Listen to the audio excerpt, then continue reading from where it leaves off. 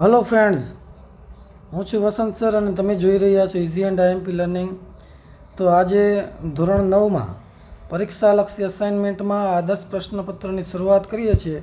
विषय है आपणे विद्यार्थी मित्रों गणित।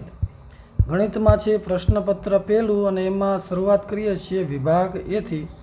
अहीं आपणे बधा ज सोल्यूशन करेला ज छे, तो सोल्यूशन आधार आपणे तेमांथी जोईशुं। तो विद्यार्थी मित्रों विभाग ए में पहलू है सूचना मुजब जवाब आपो। प्रश्न 1 થી 16 तमारे सूचना मुजब जवाब आपवाना छे।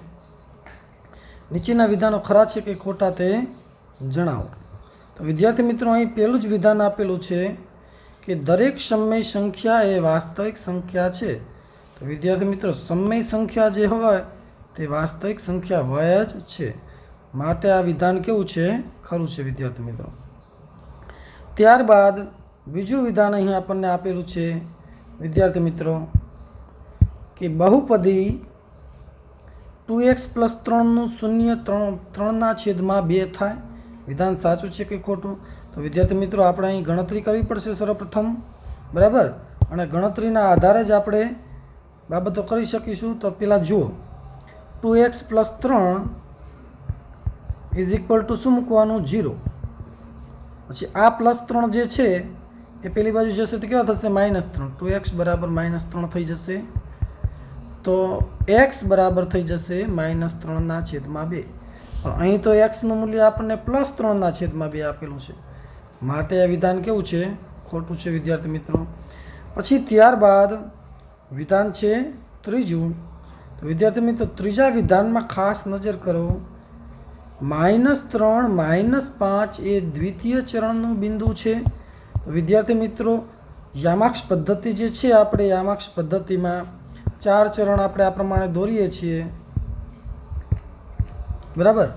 તો એમાં દ્વિતીય ચરણનું બિંદુ છે તો વિધાન કેવું છે ખોટું, કારણ કે બંનેના યામ કેવા છે માઇનસ માઇનસ, અને માઇનસ માઇનસ યામ જે હોય એ આપણે ત્રીજા ચરણમાં આવશે। પ્રથમ ચરણમાં પ્લસ પ્લસ હશે, ત્રીજા ચરણમાં કેવા હશે માઇનસ માઇનસ હશે, બરાબર। તો અહીંયા દ્વિતીય ચરણનું જે બિંદુ આપેલું છે તો એ વિધાન કેવું થઈ જશે ખોટું વિધાન છે વિદ્યાર્થી મિત્રો।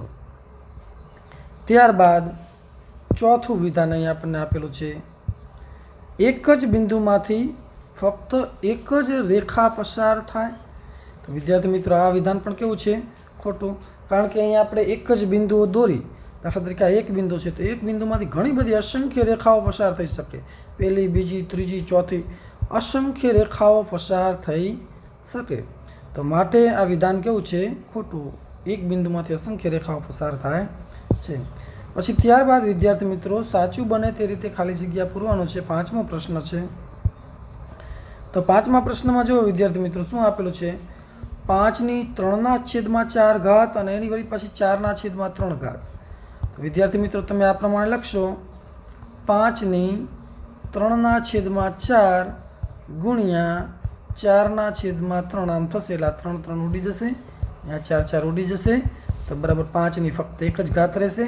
5ની એક ઘાતનો જવાબ કેટલો આવશે 5, માટે અહીં જવાબ આપણને કેટલો આપેલો છે 5। ચલો વિદ્યાર્થી મિત્રો છઠ્ઠી ખાલી જગ્યા જે છે તેમાં આપણને આપેલું છે P5 અને Q5 - 8 ને જોડતી રેખા ખાલી જગ્યામાં છેદે। તો વિદ્યાર્થી મિત્રો અહીં x યામ બંનેના જે છે એ અચળ છે, જો 5 છે, માટે x ની જગ્યાએ કેટલા મૂકી દેવાના 5, અને જોડતી રેખા ખાલી જગ્યામાં છેદે તો y અક્ષ ને છેદ છે, માટે ત્યાં y યામ શું આવશે 0। તો અહીં x અક્ષને 5 0 બિંદુમાં તે છેદશે, કારણ કે x યામ 5 છે, y યામ 0 છે, માટે x અક્ષને તે છેદશે। ત્યારબાદ વિદ્યાર્થી મિત્રો અહીં આપણને જવાબ આવશે આપણે 5 0।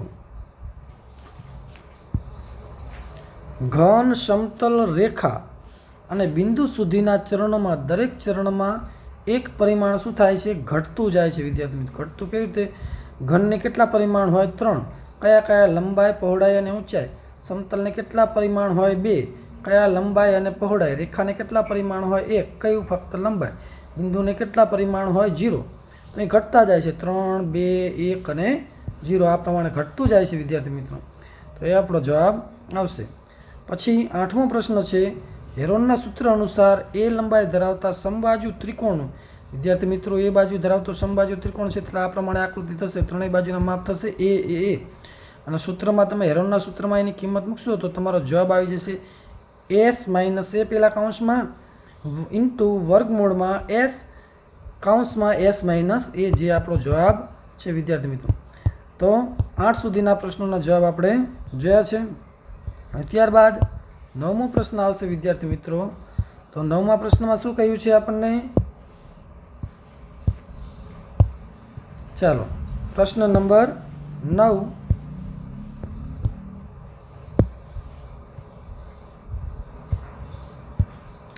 નીચેનું વિધાન સાચું બને તે મુજબ તમારે ખાલી જગ્યા પૂરવાની છે. તો વિદ્યાર્થી મિત્રો શું આપેલું છે તમને? 3 + વર્ગમૂળમાં 2, 3 - વર્ગમૂળમાં 2. આવું ક્યાંય તમે જોયું હતું વિદ્યાર્થી મિત્રો? તો હા, ક્યાં જોયું હતું? સૂત્ર છે આપણે નિત્યસમ છે એક બીજગણિતમાં.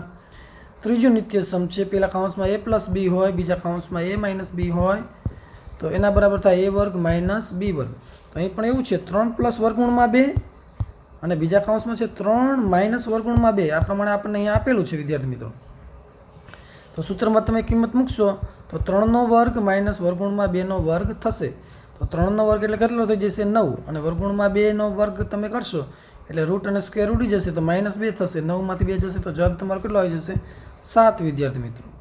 તો તમારે 9મા પ્રશ્નમાં જવાબ આવશે 7, જે અહીં આપણે ગણતરી દર્શાવેલી છે વિદ્યાર્થી મિત્રો. ગણતરી પર પણ જરાક નજર કરજો. ત્યારબાદ છે 10મો પ્રશ્ન. તો x અક્ષ પર આવેલું તો અને y અક્ષની જમણી તરફ ઉગમ બિંદુથી 5 અંતરે આવેલું છે. તો વિદ્યાર્થી મિત્રો અહીં આપણે દોરીશું x અક્ષ અને y અક્ષ દોરીશું એટલે આપણને ખબર પડી જશે. ચાલો y અક્ષ x અક્ષ આપણે દોરેલા. ઉગમ બિંદુથી y અક્ષથી જમણી તરફ ઉગમ બિંદુથી, તો જમણી તરફ એટલે આ તરફ થશે. તો એ બાજુ 5 બિંદુઓ જે થશે માટે એ બિંદુને આમ શું થશે? 5 0 x અક્ષ પરનું બિંદુ થશે અને એના આમ થશે 5 0. તો વિદ્યાર્થી મિત્રો માટે જવાબ શું આવશે? 5 અને 0. ત્યારબાદ 11મો પ્રશ્ન છે વિદ્યાર્થી મિત્રો. 11મા પ્રશ્નમાં આપણને શું કહ્યું છે કે જો ત્રિકોણ ABC અને ત્રિકોણ PQR માટે ખૂણો A એકરૂપ ખૂણો P, ખૂણો B એકરૂપ ખૂણો R, ખૂણો C એકરૂપ ખૂણો Q હોય, AB = PR, BC = QR અને AC = PQ હોય, તો ત્રિકોણ ABC એકરૂપ ત્રિકોણ PRQ થશે વિદ્યાર્થી મિત્રો. કારણ કે અહીં A ને અનુરૂપ P છે અને B ને અનુરૂપ R છે અને C ને અનુરૂપ Q વિદ્યાર્થી મિત્રો અહીં આપણને આપેલું છે.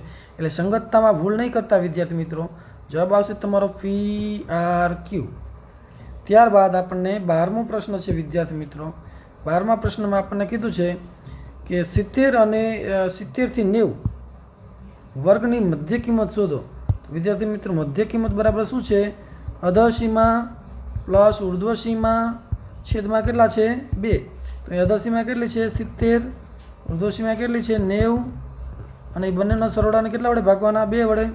તો વિદ્યાર્થી મિત્રો 70 + 90 કેટલા થશે? 160. 160 ભેગા 2 કરશો એટલે જવાબ તમારો કેટલો આવી જશે?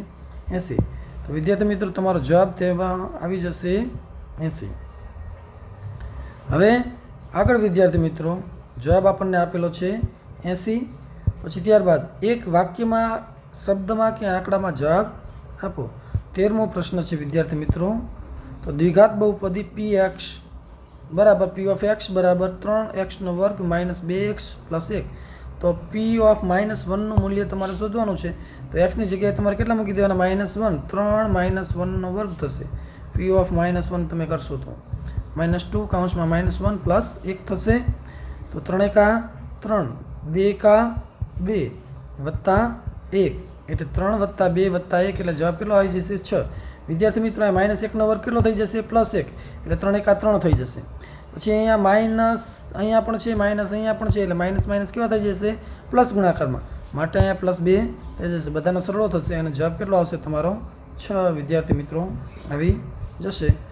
ચાલો પછી છે એના પછીનો પ્રશ્ન 14મો પ્રશ્ન છે. 7 - 5 નું x અક્ષથી લંબ અંતર જણાવો. તો x અક્ષથી લંબ અંતર કીધું હોય તો પેલો આમ x છે, પછી y આપણે લખી છે. તો y આમનું ધન મૂલ્ય, તો y આમનું મૂલ્ય અહીંયા આપણને તમને -5 આપેલું છે. પણ એનું ધન મૂલ્ય, કારણ કે આપણે લંબ અંતર કીધું છે, અંતર હંમેશા શેમાં હોય છે? ધનમાં. માટે જવાબ આવશે 5 એકમ. x અક્ષથી લંબ અંતર કહીએ તો y નું ધન મૂલ્ય, અને y અક્ષથી લંબ અંતર કહીએ તો x નું ધન મૂલ્ય એ આપણો જવાબ આવશે વિદ્યાર્થી મિત્રો. પછી ત્યારબાદ છે અહીં 15મો પ્રશ્ન વિદ્યાર્થી મિત્રો. તો 15મા પ્રશ્ન ઉપર જરાક તમે નજર કરજો. 15મા પ્રશ્નમાં શું કીધું છે આપણને? એક ત્રિકોણ માટે a બરાબર 12 આપેલા છે, b બરાબર 17 આપેલા છે. પેલી બાજુનું માપ 12 છે, બીજી બાજુનું માપ 17 છે. અર્ધ પરિમિતિ s બરાબર તમને આપેલી છે 22 વિદ્યાર્થી મિત્રો. તો ત્રીજી બાજુ c નું માપ શોધવાનું છે, અર્ધ પરિમિતિ શોધવાની નથી વિદ્યાર્થી મિત્રો. ત્રીજી બાજુનું માપ શોધવાનું છે. તો પેલા સૂત્ર મૂકવાનું, s બરાબર a plus b plus c ના છેદમાં 2. s નું મૂલ્ય અહીંયા 22 મૂકી દેવાનું. a બરાબર 12 વત્તા b બરાબર 17 વત્તા c અહીંયા મૂકી દેવાના. છેદમાં કેટલા મૂકવાના? 2. અહીંયા 22 દુ કેટલા થઈ જશે? 44. અને 17 ને 12 કેટલા થશે? 29. તો 44 માંથી 29 તમે બાદ કરશો, માટે c નો જવાબ કેટલો તમારો આવી જશે? 15 તમારો જવાબ વિદ્યાર્થી મિત્રો આવી જશે. ચલો વિદ્યાર્થી મિત્રો, પછી ત્યારબાદ આપણો 16મો પ્રશ્ન છે વિદ્યાર્થી મિત્રો. શું છે 16મો પ્રશ્ન? વર્ગ લંબાઈ જણાવો. તો વર્ગ લંબાઈ બરાબર અધસીમા અને ઉર્ધ્વસીમાની તમે બાદબાકી કરશો એટલે તમારો જવાબ વર્ગ લંબાઈનો આવી જશે. રેડી? તો ચાલો વર્ગ લંબાઈ અહીં આપણે શોધીશું. 50.5 અને 55.5. તો 55.5 માઇનસ 50.5 બંનેની કરશો બાદબાકી. તો જવાબ તમારો 5 માંથી 5 ગયા તો 0, 5 માંથી 0 ગયા તો 5, અને 5 માંથી 5 ગયા તો 0. 5.0 જે જવાબ આવે છે, તો વર્ગ લંબાઈ h આપણે થઈ જશે 5, જે તમારો જવાબ છે વિદ્યાર્થી મિત્રો. આવા જ બીજા વિડીયો જોવા માટે આ ચેનલને લાઈક કરો, કમેન્ટ કરો, શેર કરો અને સબસ્ક્રાઈબ કરો. Thanks for watching.